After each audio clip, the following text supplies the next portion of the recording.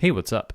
Today, we're going to explore some of the presets on the Digitakt and maybe take one of them and kind of break it down and reconstruct it a little bit. So let's just listen to a few things and see if anything grabs my attention. Let me know down in the comments if you have any favorite presets or if you've done a similar exercise. I think that this could be a really good way for a beginner to kind of learn the ins and outs of the devices, specifically by like going into a pattern, finding a kick drum or something, and then looking at the different pages and seeing parameter locks. So we have some trig conditions here, learning what those mean, seeing just how the sounds are shaped, and kind of reverse engineering things as we go. So let's just listen to a few things. I'm going to be impatient and skip around a bit.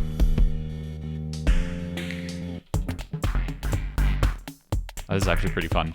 All right, remember sun factor. Build her up.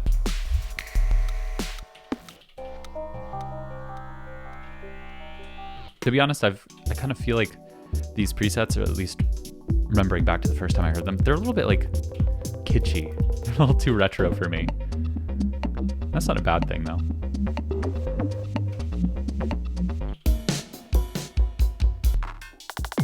"10 pints. Yeah, that sounds like someone drank 10 pints and tried to make a beat. Alright, that's pretty cool though.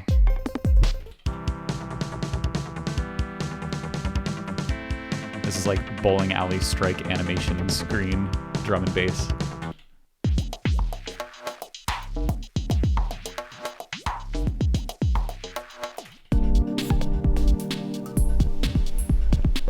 can see this in like an old Bomberman game or something.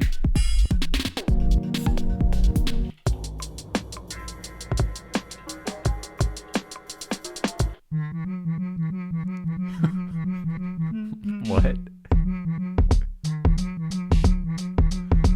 This makes me so happy.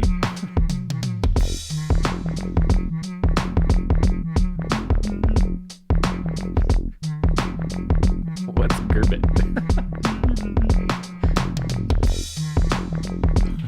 All right.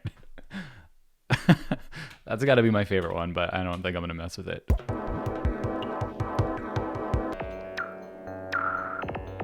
Ooh, interesting. Car plus. So car plus strong algorithms are like, it's basically like I'm going to put a definition on the screen because I'm going to lie to you right now because I don't know what I'm talking about, but it's like basically like a resonator type of sound. I'm guessing. Yeah. Oh, wow. Okay. So this sample right here, I'm guessing there's some crazy resonant filter. I'm wrong. Maybe there's a really quick delay. Oh, yes. Yeah, so we have a sound, and I'm guessing the delay time is really quick. Yeah. So you can change the pitch by basically having a delay that's like self-oscillating.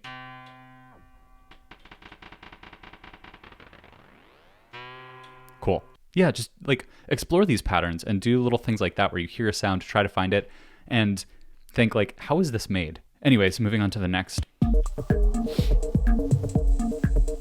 And some of the names kind of imply like what's going on. I'm guessing all of the samples here being used are sine waves. Yep, you can see going through. This is all sample 73, which, look at that, it's just a sample waveform. It's a sine wave. Cool.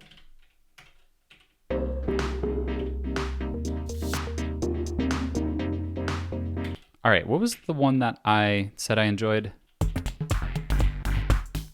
It was sun factor. So what I'm gonna do is copy this pattern. I'm gonna go to a new bank, a new slot, and I'm gonna paste it. And I'm just gonna listen to the track. So we got a kick, a little thing, another little thing.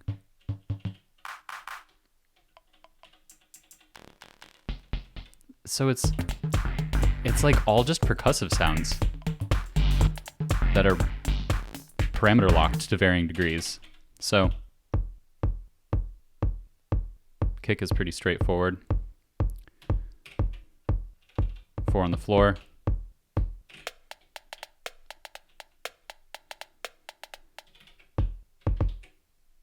Whoops, forgot to change track.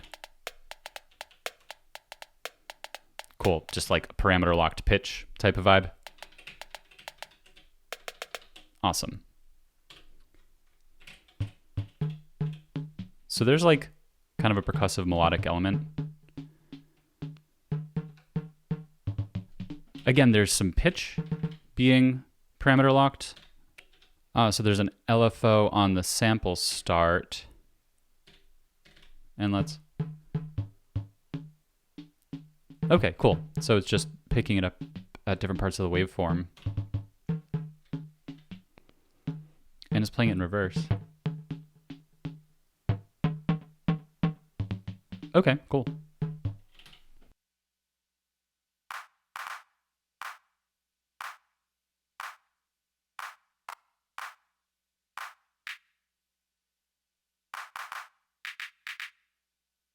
And I'm guessing there's some, trig conditions on here, so it's only playing 50% of the time. Oh, cool. That's where that melody's coming from. Wow, that's cool. All right, so what's going on here? What do we have?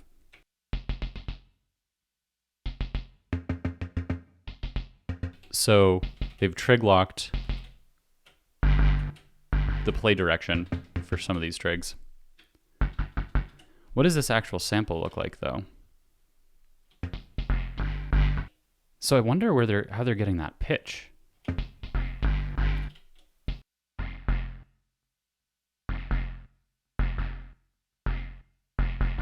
All right, I'm baffled here. It's not looped. It could be coming from the filter, maybe? Or maybe the default sample sounds like that. And the envelope, yup, that's what it is. It's the amplitude envelope. Cool. So the actual sample is like this chord hit. And they just shortened up the amp envelope for most of the hits to make it like a percussive patch. Cool. So that's kind of how you reverse engineer a pattern to kind of figure out what's going on. And in that way, it can kind of give you some ideas of your own. So like making a patch, let's actually just leave some percussive elements in here.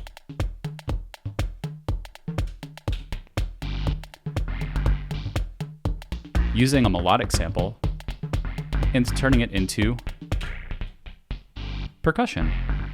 And it's really cool that you can do that all in one track, right?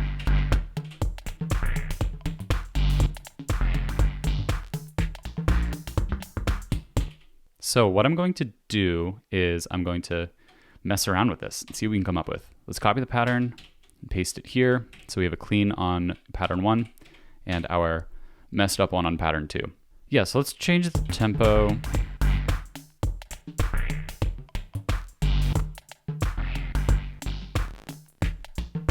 And I'm going to get rid of the swing.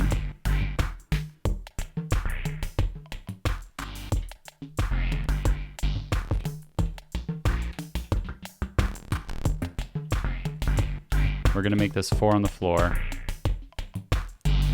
And this has like a lot of syncopated stuff. And I'm going to quantize everything.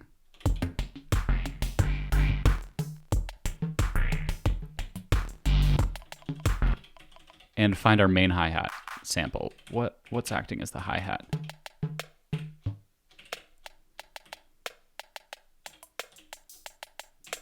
All right, it's track 6.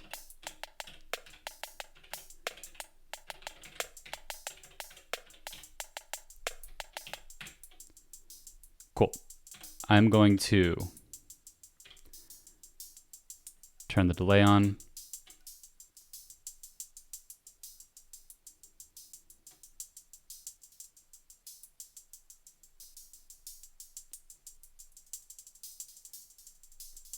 Cool. That's what I was looking for. Little roll. I'm going to change our kick sample.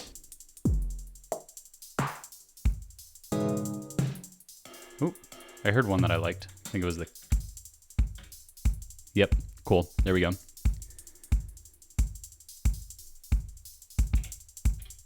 And I'm going to drive that a bit.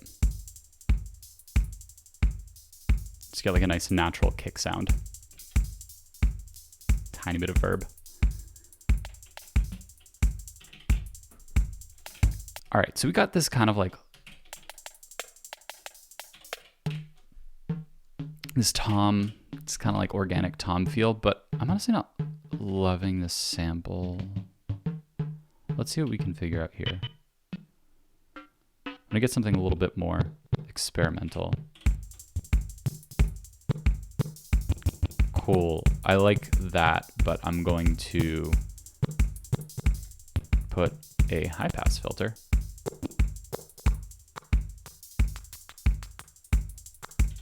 And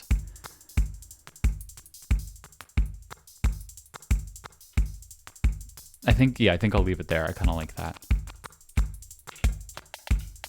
And I'm also gonna change this sample to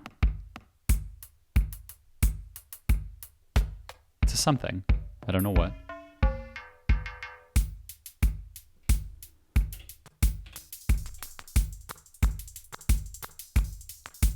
Maybe something like that.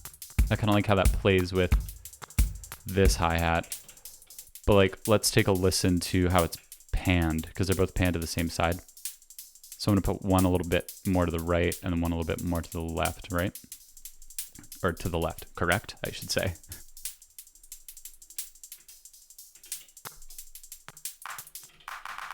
And then we have this snare sample, which is like, it's very drum machine-y in my opinion, which isn't inherently bad, but it's not what I want. It's not what I usually go for. So let's see what else they have in here. I want like a big cracky snare. Honestly, that's kind of cool. I mean, it's not super beefy, but it's punchy. And like, this has kind of like a scrapey sound to it. It sounds confusing, but it like accomplishes the space that like a ringing true snare drum takes up. So we have like the crack of a snare and the scrape of a snare in the mix, which sounds crazy that I'm just thinking of it that way, kind of like deconstructing a snare sound, but it kind of does it for me. Like all of the frequencies I want to be there are present. I'm gonna take this hat and turn it down a little bit. So let's take a listen to how we've changed things so far. I have all of the tracks unmuted that we have altered. This is the first pattern. And this is our new pattern.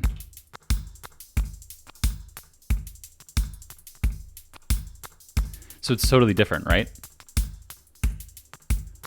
We kept the skeleton, figured out things that we liked about the beat, figured out things we didn't like about the beat in the context of what we wanted to change it to. Yeah, that's nice. I can really hear some like melodic elements going over this. Maybe some guitar stuff. Maybe I have some guitar samples in here that I can add.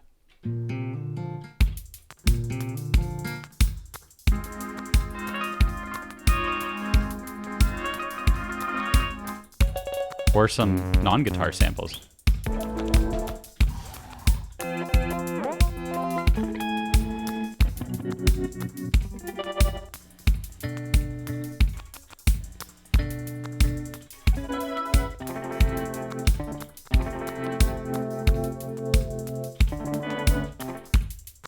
Okay, I think I hear something that I want to do. So we've got that sample loaded. I've already cleared out the pattern. Oh, okay. Let's just see what happens here. Is there trig condition? Why isn't... It's because it's muted. That's why it's not playing.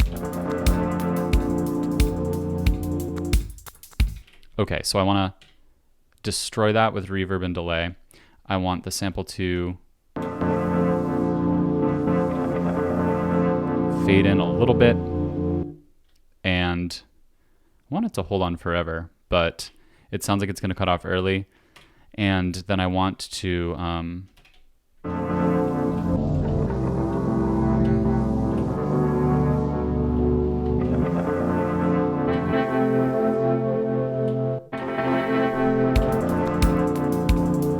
I want to play this note here.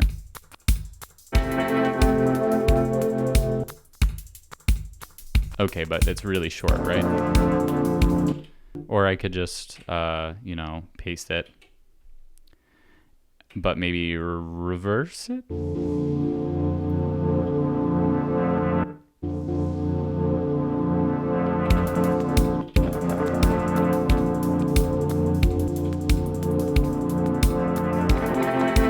Oh, cool. All right, that ends around here, so let's copy it, paste it, and do like a da-da-da, and then paste it again.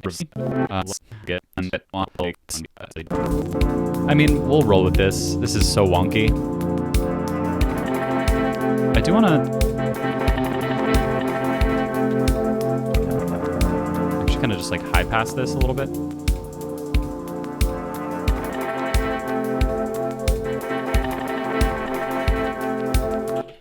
Because the last thing I want to do here for this video is find a bass sample.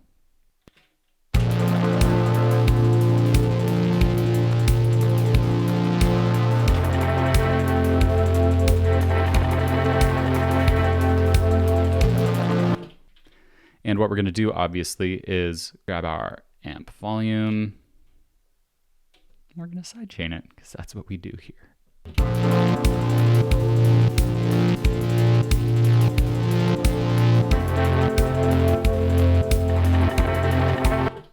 I'm going to cut off some of the high end.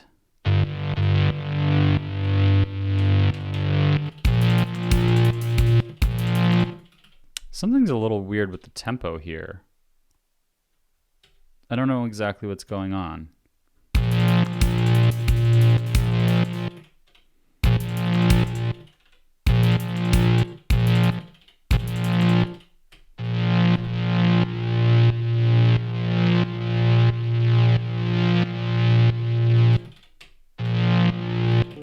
Why sometimes the LFO like doesn't catch right at the beginning. Does anybody know what's going on there? I've never really run into this before. You hear that? But when I go in and play the trig, the timing is perfect, but it's very strange. There must be something going on. I don't know if I have the brain power to figure it out right now, but you get the idea. So again, we came from here, and now we're here.